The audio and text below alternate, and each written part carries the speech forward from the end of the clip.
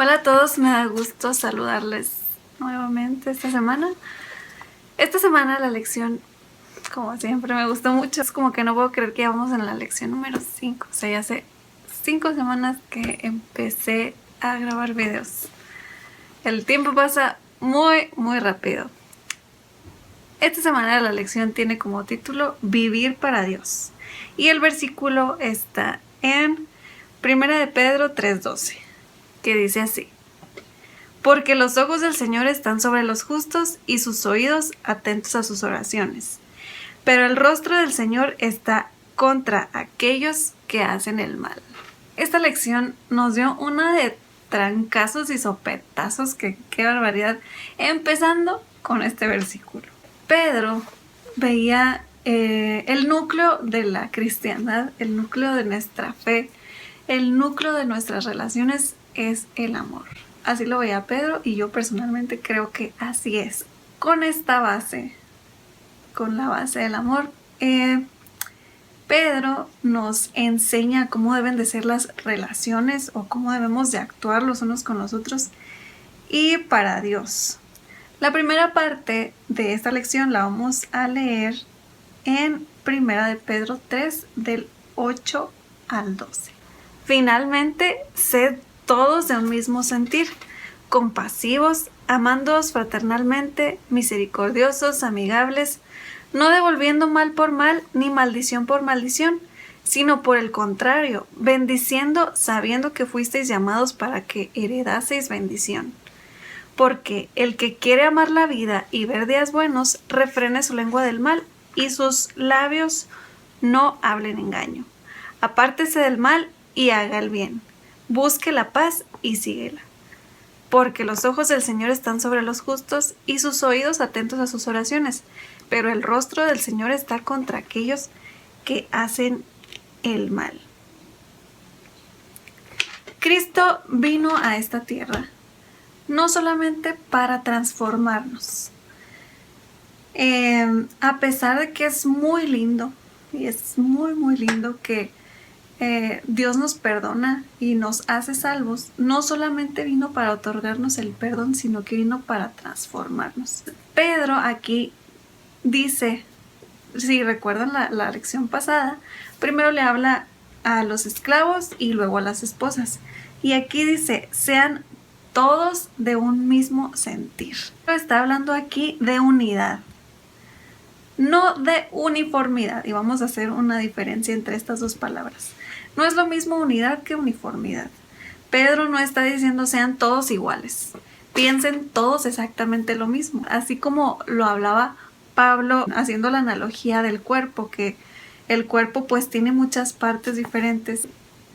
Pedro está hablando de una unidad. Hay dos palabras muy importantes aquí. Habla la lección de la simpatía. Y esto me hizo acordarme de la película que yo creo que muchos de ustedes han visto, de la película Mi Simpatía. Si ustedes recuerdan, pues era una agente del FBI que se metía a un concurso de belleza y al final de la película es coronada como Miss Simpatía. ¿Pero por qué fue coronada por Miss Simpatía? Fue porque, no sé si recuerdan ustedes la película o si la han visto, si no pues se las platico un poquito. En esta película ella se hizo muy amiga de muchas de las concursantes que estaban ahí, incluso con algunas hasta comió pizza, que o sea eran modelos, ¿cómo iban a comer pizza? Entonces se hizo muy amiga de ellas, pero no solamente eso, sino que sentía simpatía. ¿Qué es la simpatía? Es tener el sentir que tiene nuestro amigo, nuestro hermano. Y como les decía, el núcleo de la vida cristiana es el amor. El amor es el que nos debe de mover para hacer de esta manera con nuestros hermanos, amigos, etc. Y seamos realistas también. En nuestras iglesias, no importa la denominación, muchas veces no hay unidad. Y esto es normal porque está constituida por seres humanos que nos equivocamos. Pero Pedro nos está hablando así como que, agarren la onda, hay que tener unidad. No significa que todos vamos a pensar lo mismo o que todos vamos a estar de acuerdo siempre, sino que por el amor que Dios ha puesto en nosotros hay que tratar de ser unidos, de tener simpatía, de tener empatía, de tratar de ponernos en el lugar de la otra persona ¿Y para qué? Dice, el que quiera amar la vida y ver días buenos. Así de sencillo. Si ustedes quieren amar la vida y ver días buenos, sigamos los consejos de Pedro. En la segunda parte de esta lección vamos a hablar acerca de los versículos 18 y 21. Porque también Cristo padeció una sola vez por los pecados, el justo por los injustos, para llevarnos a Dios, siendo la verdad muerto en la carne, pero vivificado en espíritu. Y el 21 dice, el bautismo que corresponde a esto ahora nos salva, no quitando las inmundicias de la carne, sino como la aspiración de una buena conciencia hacia Dios, por la resurrección de Jesucristo. Muy bien, estos versículos nos están hablando acerca de la muerte de Jesús y de cómo Él murió por nuestros pecados y de qué manera nosotros como cristianos somos partícipes de la salvación. Cada palabra que dice Pedro aquí tiene un significado. Lo que Pedro está diciendo aquí es que Jesús murió a fin de que nosotros podamos acercarnos a Dios. Su sacrificio basta para que nosotros nos acerquemos a Dios hoy. Y luego dice en el versículo número 21, el bautismo que corresponde a esto ahora nos salva, no quitando las inmundicias de la carne, sino como la aspiración de una buena conciencia hacia Dios por la resurrección de Jesucristo.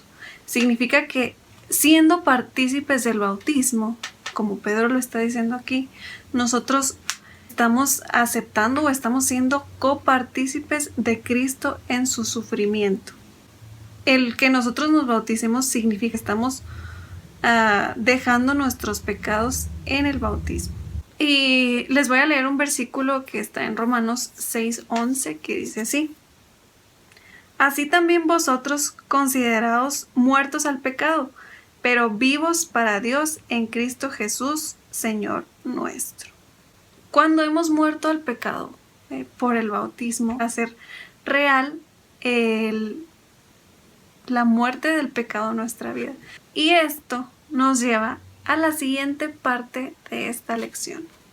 El tema siguiente que aborda Pedro es el de ser nacidos de nuevo. Este concepto es bien lindo y bien interesante. Cuando una persona nace, pues es totalmente nuevo todo para él. Un bebé pues está conociendo el mundo, no tiene antecedentes, no tiene pasado, simplemente acaba de nacer. Jesús hace esta analogía hablando con Nicodemo en una noche y le dice, os es necesario nacer de nuevo. Y Nicodemo medio se hace el tonto en esa ocasión y dice, ¿cómo que de nacer de nuevo? O sea, ¿a poco me voy a meter otra vez en el vientre de mi madre? Una vez que nosotros hemos aceptado a Cristo, lo que Cristo quiere hacer en nuestra vida, como les decía hace ratito, no es solamente perdonarnos, sino transformarnos. Y que esto nos lleve a hacer las cosas por amor a Él y por amor a los demás. Primera de Pedro 4, 3 al 6. Baste ya el tiempo pasado para haber hecho lo que agrada a los gentiles, andando en lascivias, concupiscencias, embriagueces, orgías, disipación y abominables idolatrías. A estos les parece cosa extraña que vosotros no corráis con ellos en el mismo desenfreno de disolución y os ultrajan. Pero ellos darán cuenta al que está preparado para juzgar a los vivos y a los muertos.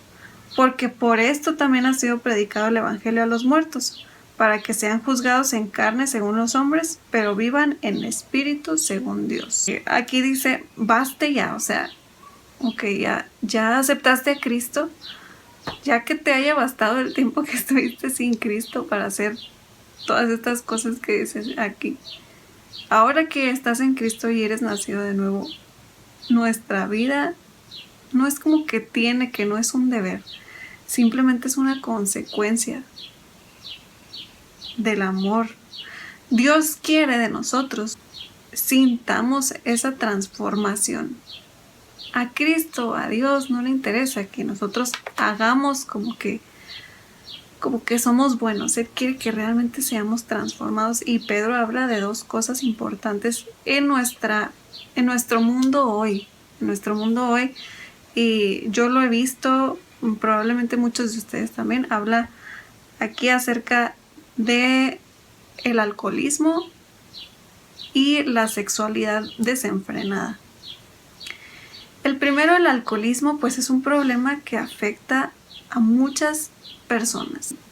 La persona con alcoholismo deja de ver claramente, le importa más el alcohol que sus amistades, que su familia, y son problemas grandes y son problemas que destruyen familias.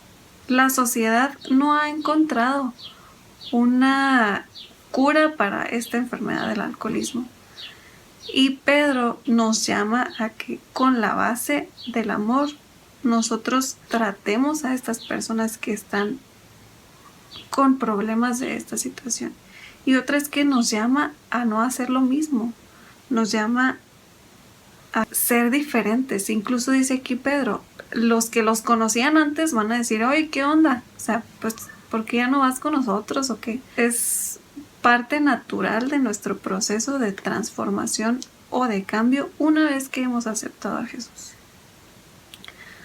Ahora también habla acerca de la sexualidad desenfrenada.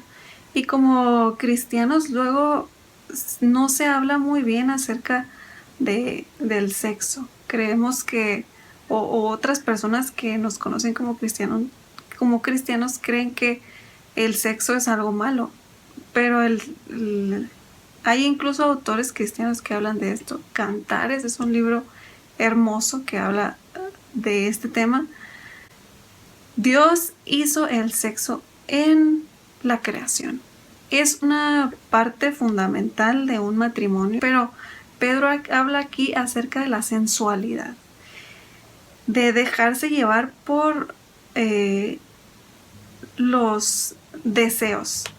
Y esto no es solamente como a nosotros como cristianos, sino es una base principal de la moralidad de nuestros días, y está afectando a nuestras familias, nos afecta como jóvenes, en realidad en cualquier edad.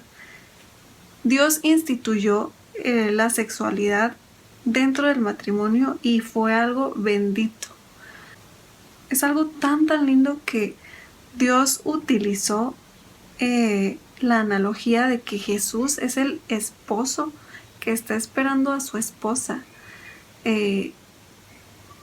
Tan lindo, tan especial es el sexo para Dios, que Pedro nos insta a no utilizarlo de una manera desenfrenada, a utilizarlo, a que cuando se hace mediante los principios de Dios, el sexo es una bendición. De otra manera, es una maldición. Así sin más. De otra manera, cuando no es bajo los principios de Dios, el sexo es una maldición. En la última parte de esta lección vamos a leer 1 de Pedro 4, 7 al 11.